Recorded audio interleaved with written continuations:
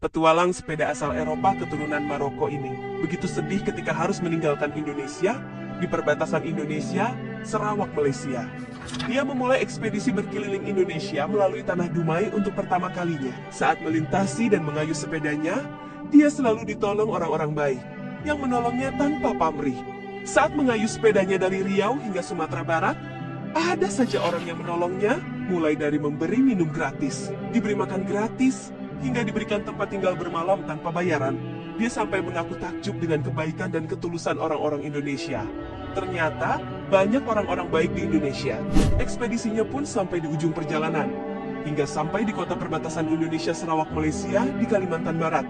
Namun begitu kagetnya, dia saat diberhentikan oleh 2 orang personel TNI. Dia merasa tidak melakukan salah apa-apa, tapi dia paham mungkin ini di perbatasan. Maka bisa saja petugas memeriksanya sebagai orang asing. Namun ternyata petugas TNI itu mengetahui kalau pesepeda dunia ini sedang melakukan petualangannya di Indonesia. Dan begitu kagetnya dia, ketika 2 personel TNI itu justru membantunya menginap gratis di rumahnya. Karena hari mulai gelap.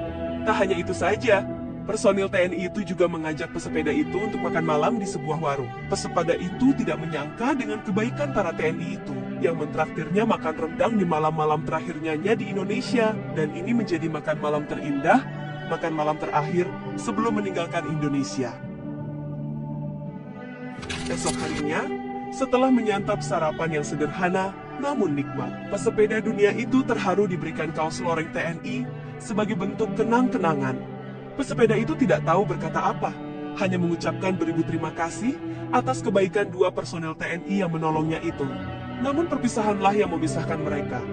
Personil TNI itu menitipkan pesan hati-hati di jalan. Dan jika suatu saat kembali ke Indonesia, jangan sungkan-sungkan telepon kami.